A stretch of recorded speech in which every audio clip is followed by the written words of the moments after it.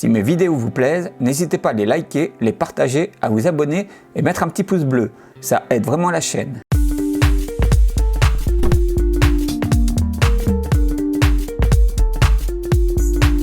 Bonjour à tous, bienvenue dans cette nouvelle vidéo, bienvenue sur la chaîne si vous la découvrez.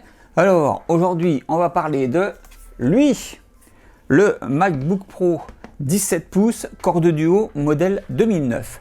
Alors très content d'avoir chopé cette machine. Avec lui on inaugure donc une nouvelle série de vidéos qui sont les portables Apple. Donc je l'ai eu sur le bon coin à 120 €.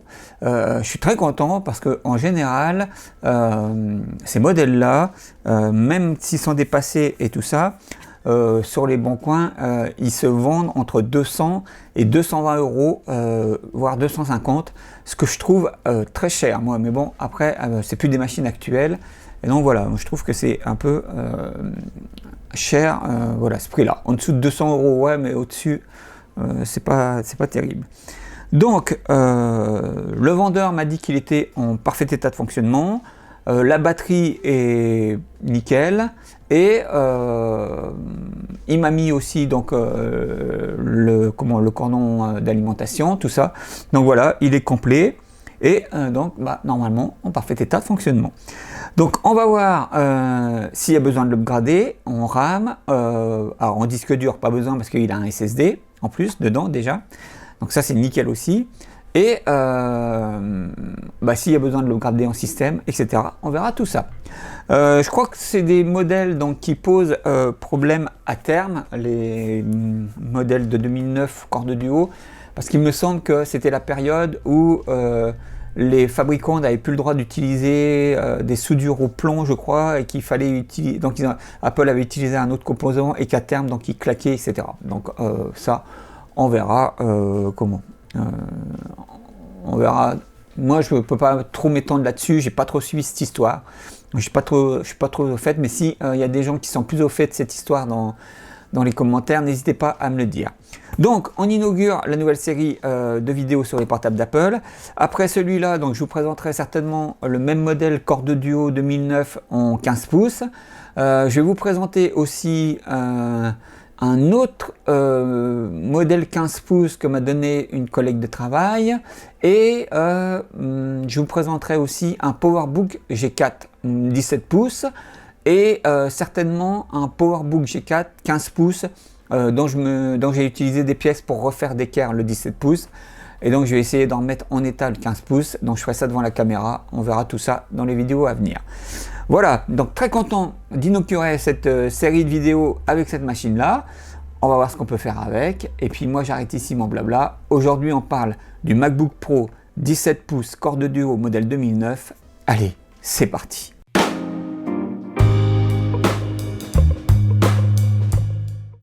Zoug. Alors nous allons faire le premier démarrage. Bon, on va passer sur le fait du reflet de la caméra dans le beau miroir qu'est l'écran. Le compteur électrique aussi, maintenant vous avez l'habitude de l'appart. Donc j'ai pas mis la prise secteur, il est juste là sur batterie, donc on va voir s'il fonctionne. Allez. Ah ouais, petit bang sympathique.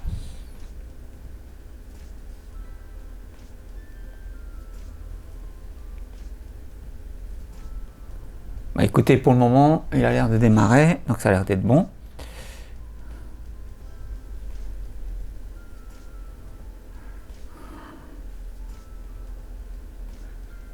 Aujourd'hui, en plus, c'est une journée où il fait clair, donc... Alors, il m'a donné le mot de passe. Hop. Bah écoutez, il marche. Alors, on va voir tout de suite les caractéristiques. Je vous mettrai les specs après, de toute façon. Hop.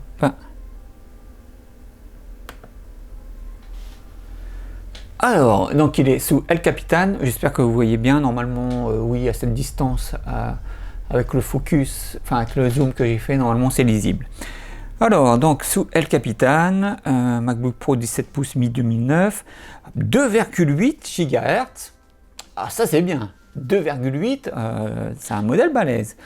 4 Go de RAM, ouais, parfait. Alors je crois que eux ils montent à 8 ou 16, je sais plus. Donc on va l'upgrader, on va le mettre en full RAM. Et une GeForce 9600 avec 512 mégaoctets de RAM. Alors ça c'est vraiment top. Ça c'est vraiment top. Je suis vraiment super content. Donc bah, ça a l'air d'être un beau modèle, une belle bête de course. Voilà, après les autres choses. Voilà, le moniteur 1920 par 1200, un peu plus que la Full HD. Nickel. Et le stockage. Voilà, un SSD de 240 Go. Donc c'est nickel. Et en mémoire, 2 barrettes de 2 Go. Voilà, pour les 4 Go. Ok, bah, alors c'est vraiment super. En plus, donc en parfait état de marche. On va regarder un petit peu, hop, ce qu'il donne. Ouais, il a l'air véloce, hein. Visiblement, ouais, visiblement, le vendeur a réinstallé un système propre. Voilà, ok. Game Center, je sais pas ce que c'est. Ok. Bon, bah, je suis très content, vraiment très content. Voilà, ça a l'air d'être une belle bête de course, hein, malgré que ce soit un modèle ancien. 2,8 GHz, 4 Go de RAM, une carte vidéo avec 512 Go de RAM. Je pense qu'il va être bien pour surfer sur YouTube et aller voir Twitch. Hein. Je pense que je vais pas avoir de soucis avec ça. Donc c'est nickel. C'est parfait, c'est parfait, c'est parfait. Donc, bah, je coupe là et on passe à la suite de la vidéo. Allez, c'est parti. Le premier MacBook Pro est sorti en 2006. C'était le modèle Core Duo 15 pouces à 1,67 GHz. Ils avaient encore le même habillage aluminium que les PowerBook G4 par exemple. Le modèle que je vous présente est un modèle 17 pouces Core 2 Duo de mi-2009 à 2,8 GHz. La production s'arrêtera en avril 2010. Il était équipé en standard d'un disque dur de 500 Go à 5400 tours minute, mais pouvait être customisé à l'achat en configuration avec un SSD de 128 ou 256 Go pour 200 à 600 € de plus. Ici, il dispose d'un SSD de 512 Go, il est en full RAM à 8 Go et possède une carte graphique Nvidia GeForce 9600M avec 512 Go de RAM. Belle bête! Wi-Fi et Bluetooth, la batterie est censée tenir 8 heures selon l'utilisation de la machine évidemment. Il possède des ports USB 2.0 et un port FireWire, une prise casque et une prise micro. Allez, on passe à la suite de la vidéo.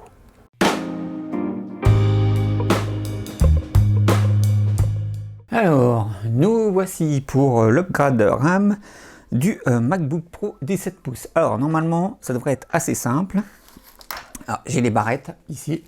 Normalement, j'ai pris le bon modèle avec la bonne fréquence. Donc, ça devrait aller. Donc, je disais que normalement, ça devrait être assez simple. Car il suffit, sur ces modèles-là, contrairement aux plus anciens, d'enlever les vis et normalement on enlève la plaque et on a accès tout de suite à toute la machine. Donc allons-y. Normalement j'ai le bon outil.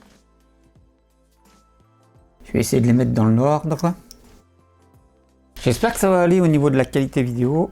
Je tourne assez tard le soir, mais j'ai mis beaucoup de lumière. Donc si vous voyez des ombres, c'est normal. S'il m'arrive de galérer, c'est pareil, je ferai des cuts.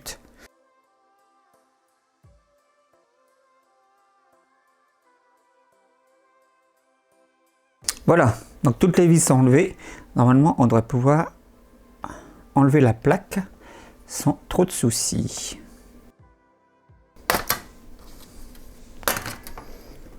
Voilà. Donc, et vous voyez, donc on a accès au corps de la machine. Donc bah après, c'est comme tous les PC portables, là vous avez le disque dur, et donc la RAM est ici. La batterie, voilà. Donc, on va lui changer les barrettes. Normalement, ça doit être... Ouais, voilà. Des barrettes de 2 Go. Ah, la seconde est un peu plus difficile. Je vais essayer de m'aider avec... Voilà. Hop. Elle est un peu plus galère, hein, la seconde. 2 Go aussi, ok. Et donc, on va lui remplacer par des modèles de 4 Go, de barrettes de 4 Go. Alors normalement c'est... Oui, c'est bien des 4 Go. Je vais regarder. Donc normalement j'ai pas de souci avec cette RAM là. En général, je la connais assez bien cette marque là. Donc voilà. Donc maintenant il suffit de la remettre. Bon, vous voyez, c'est tout bête, hein. Il n'y a vraiment pas de quoi. Hop. Voilà. Ah, alors par contre, il y a un truc.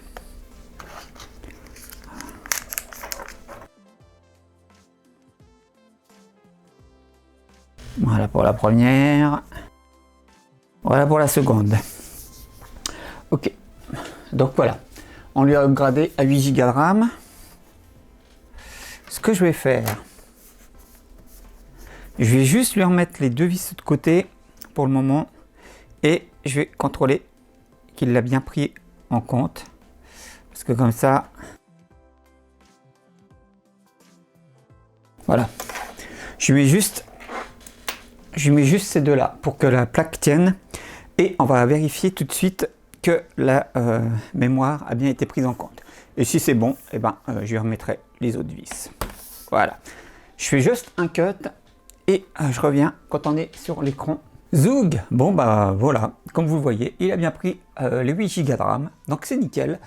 Donc bah voilà, on a un MacBook Pro Core de Duo 2,8 GHz 17 pouces mis en full RAM et avec un SSD, voilà, et une carte graphique de 512. Donc une véritable petite bête de course. Donc bah c'est nickel, voilà. Je ne vais pas rester à déblatérer pour ne rien dire, hein. Voilà, c'était l'essentiel, qu'ils prennent bien en compte les 2 barrettes de 4 Go. Voilà, pour passer en full RAM. Voilà, allez, on passe à la suite de la vidéo.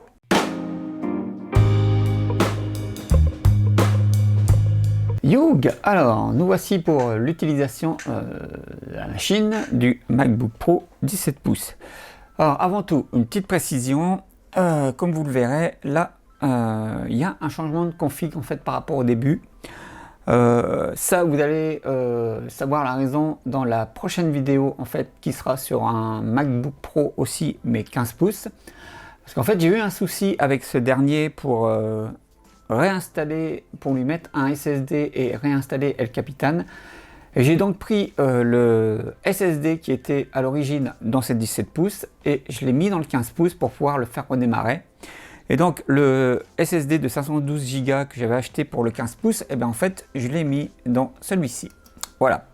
Donc ce 17 pouces est donc en full RAM avec un SSD et de 512 Go. Et donc on va regarder un petit peu ce qu'on va faire avec. Alors je vais pas trop faire de tests non plus, hein, comme d'habitude.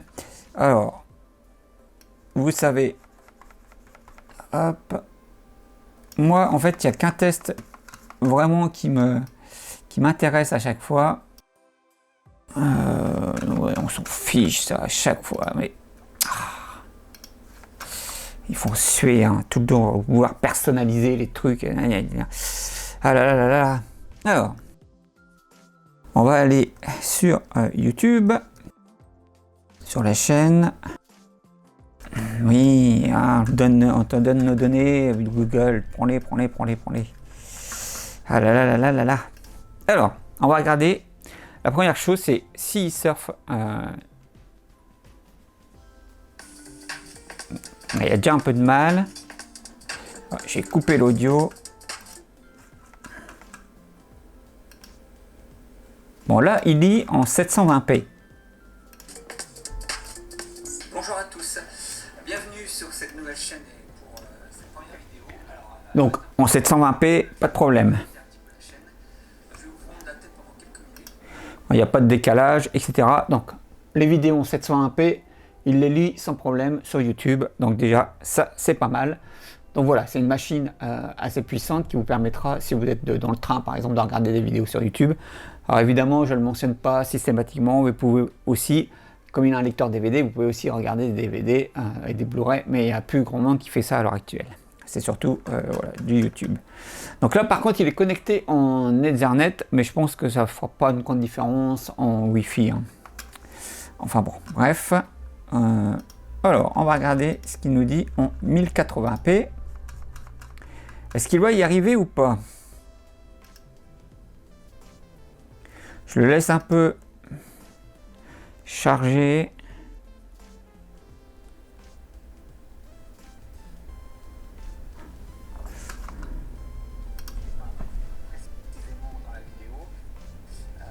Il toussonne un peu, mais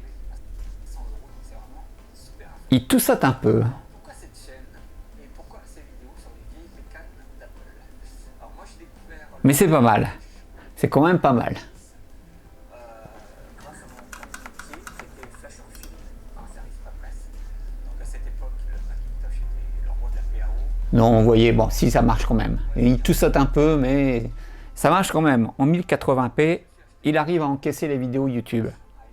Et il faut savoir que les vidéos YouTube demandent vraiment beaucoup de ressources aux machines, mais vraiment, hein, et à la carte graphique.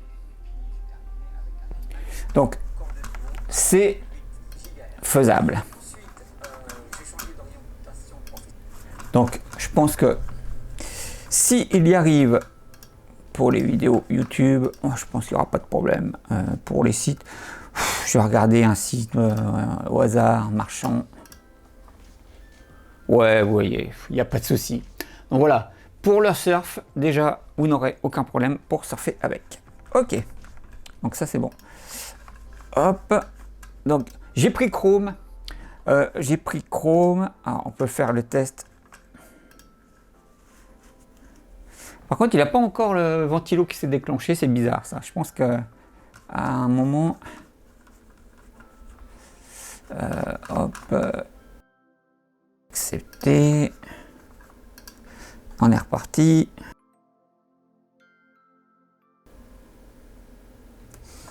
On va regarder avec Safari. Ouais, ça va aussi. Ça va aussi. Alors, il met un peu plus de temps à télécharger les éléments autour. Oh, c'est pénible ça. Bon là, il doit être en 720p comme d'hab. Bonjour à tous. Ouais. Bienvenue sur cette nouvelle... Donc, pas de problème. Si on se met en 1080. Qu'est-ce qu'il nous dit? Je le laisse un peu charger de vidéos d'avance. Hop.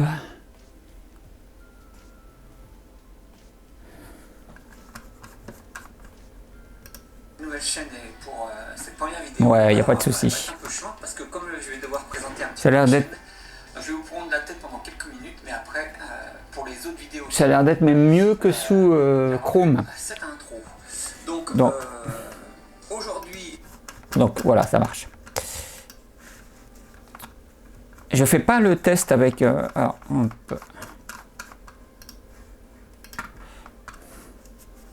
alors j'ai aussi Firefox, mais je ne ferai pas le test avec parce qu'en fait, le problème avec Firefox, je ne sais pas si je leur ai déjà dit dans d'autres vidéos au moment où je vais faire celle-ci, mais en fait, depuis quelques mois, Firefox ne prend plus en compte El Capitan comme système dans ses mises à jour de son navigateur. Donc en fait, vous ne pourrez plus avoir la dernière version de Firefox sur El Capitan. Moi, heureusement, j'avais téléchargé à l'époque sur l'iMac 24 pouces la dernière version de Firefox et c'est comme ça que j'ai pu la copier pour la mettre sur celui-ci. Mais j'ai plus de mise à jour et j'ai plus le droit à la dernière version. Donc ce qui fait que maintenant, Firefox commence à tout sauter un peu avec les YouTube parce que voilà, c'est pas la dernière version, il n'est pas optimisé pour et YouTube demande beaucoup de consommation de ressources. Alors, ceci étant dit, donc pour le surf, il n'y a pas de problème, hein, voilà, ça marche, quoi qu'on en dise. Alors, on verra plus tard. À chaque fois que vous ouvrez pour la première fois un soft, c'est hallucinant. Enfin, bref. Alors, on va lui faire importer film. Entier format d'origine pour avoir de la Full HD. OK. Et on va aller sur le bureau. J'ai pris un test. Donc, qui est l'intro de cette vidéo en Full HD, donc en 1080p. Et qui fait à peu près 3 minutes. Donc on va voir ce qu'il nous dit, parce qu'il lui faut du temps déjà pour l'importer, et on va voir donc la puissance, on va voir le temps qu'il lui faut pour importer la vidéo. Donc à partir du moment où il sera stabilisé et quand ça aura le temps, bon je ne laisserai pas 6 minutes, je vais pas vous laisser 6 minutes devant la cam à regarder le temps d'importation, ni 5 minutes d'ailleurs. Donc visiblement il va lui falloir 5 minutes. Le fichier est pas lourd, hein. En plus il fait que 320 mégas. Donc c'est pour voir en temps réel en fait ce qu'il peut traiter, voilà, ce que vous pouvez faire avec. Donc voilà, avec iMovie pour faire vos petits montages. Je ne vais pas installer Adobe Premiere Element, mais ça serait intéressant de le faire. J'ai pas de licence pour Mac, hélas à l'heure actuelle. Enfin j'en ai plus. J'en ai un pour mon PC, mais j'en ai plus pour Mac. Il faudra que j'en rachète une à l'occasion. Alors voilà, donc il nous a importé, donc j'ai mis en accéléré. Il nous a importé donc la petite vidéo. Alors on va lui sélectionner. On va lui sélectionner. On va lui sélectionner le pont entier. Mettre. Hop, voilà.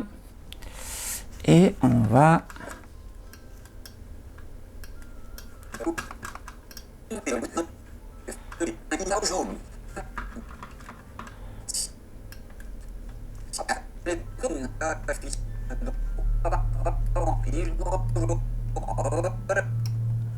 voilà.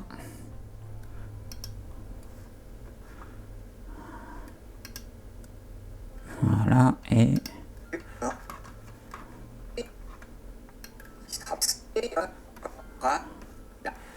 pareil là.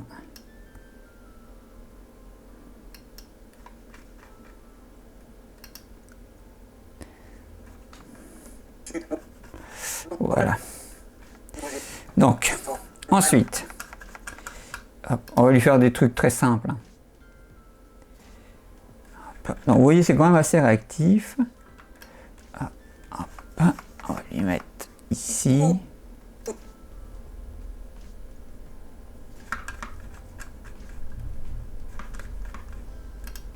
Bonjour à tous. Voilà.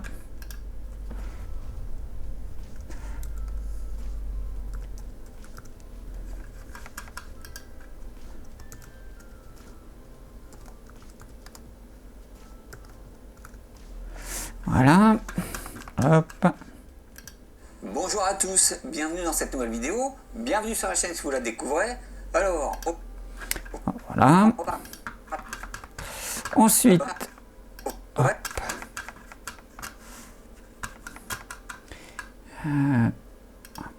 faire ça. On va lui mettre un truc bateau.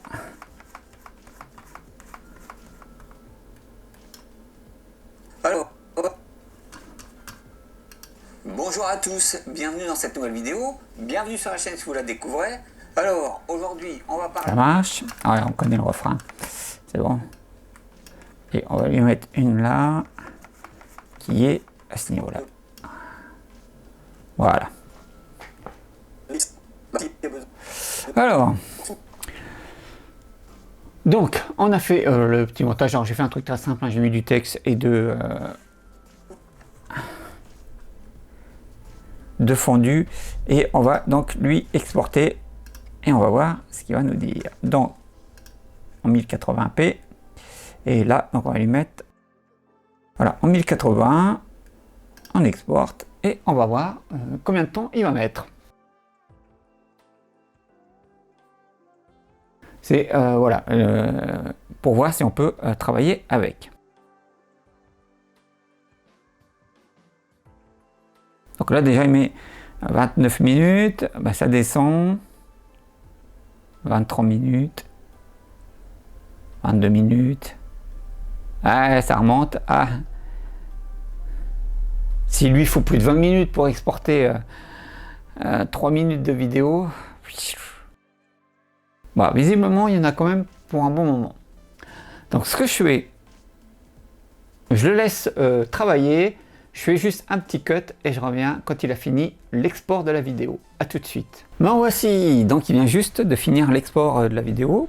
Donc il a bien mis une vingtaine de minutes. Hein. Bah, de toute façon, vous aurez juste à regarder l'heure à laquelle j'ai fait le cut et puis l'heure à laquelle j'ai repris. Et comme il n'y a que quelques secondes de décalage, donc voilà, vous aurez le timing précis. Entre temps, les ventilos s'est mis en marche parce que par contre ça c'est un truc à savoir, il chauffe beaucoup quand même hein, comme appareil, moi je trouve, mais bon voilà, donc le ventilo est vraiment pas très bruyant, hein. C'est un léger souffle, mais voilà, donc hop, donc je suis là. Bonjour à tous, bienvenue dans cette nouvelle vidéo, bienvenue sur la chaîne si vous la découvrez. Alors aujourd'hui, vous voyez ça marche nickel, il a bien fait un export. MacBook Pro. Donc voilà, il est complet, je crois que... Ouais, donc c'est bon. Donc bah voilà, c'est une bonne machine d'appoint. Alors évidemment pour certaines personnes ça peut paraître énorme, 20 minutes d'export. Mais par exemple, si vous êtes comme moi, alors je vais le rabâcher, parce que je vais le redire dans le MacBook Pro 15 pouces, que j'ai commencé à tourner aussi. Mais si vous êtes comme moi, que vous faites votre montage principal sur Adobe Premiere Element sur PC et que vous utilisez juste le Mac pour faire les titrages animés, etc. avec iMovie, donc voilà, ça peut vous faire une bonne petite machine d'appoint. Si vous voyagez dans le train et que vous avez un trajet de 1h30, 2 heures, vous pouvez largement attendre 20 minutes qu'il exporte une vidéo pour faire du titrage, etc. Voilà. Après, bon, évidemment, vous ne pouvez rien faire d'autre en attendant, mais je veux dire, voilà, ça vous permet d'avancer sur vos travaux que vous auriez à faire. Et donc, en plus, s'il est capable d'encaisser du montage vidéo en 1080p, donc voilà, et qui surfe sur YouTube aussi en vidéo 1080p. Je veux dire, pour le reste, vous pourrez refaire de la retouche photo aussi légère. Hein, ne faites pas dire ce que vous... voilà, ça reste une machine ancienne. Mais c'est vraiment une bonne machine d'appoint. Il a aussi une webcam, donc vous pourrez faire du FaceTime, etc. Donc vous pourrez faire du courrier, vous pourrez aller voir vos mails, etc. Voilà, oui. Vous pouvez faire à peu près tout avec.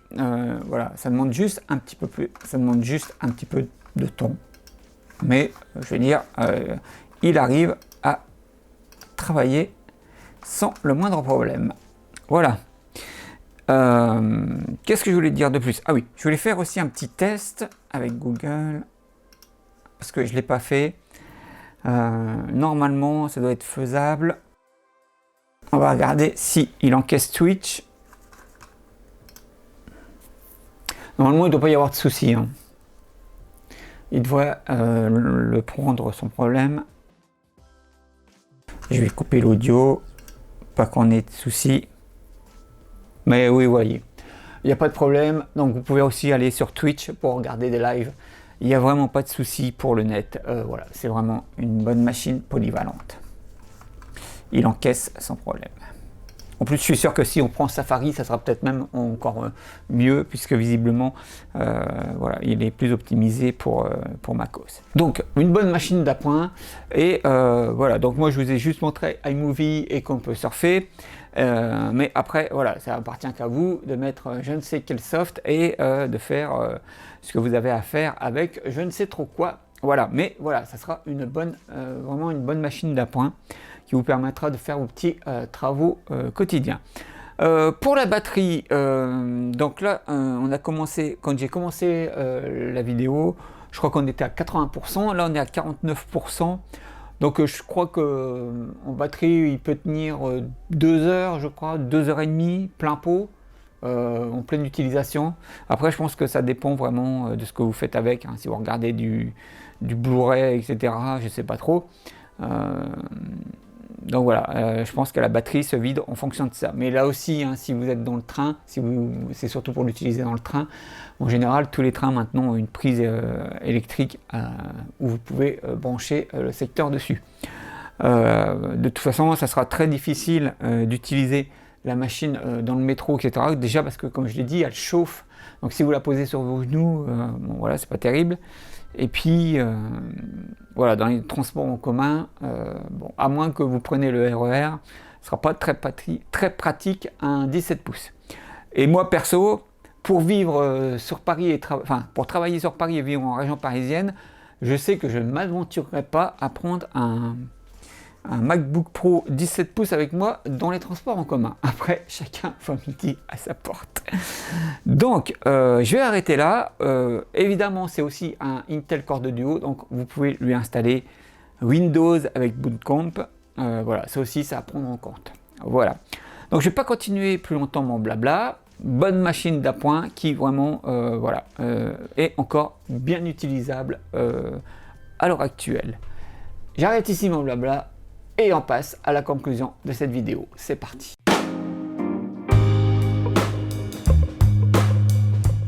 Alors, nous voici pour la conclusion de la vidéo sur le MacBook Pro 17 pouces Core 2 Duo à 266 GHz. Alors, qu'est-ce que je vais vous dire dessus? Eh bien, que c'est une très bonne machine, encore à l'heure actuelle. Vraiment, je suis très content de l'avoir chopé sur le Bon Coin. En plus, à ce tarif-là, 120 €, c'était imbattable pour une machine qui est en très bon état et donc qui peut être vraiment encore utilisée à l'heure actuelle.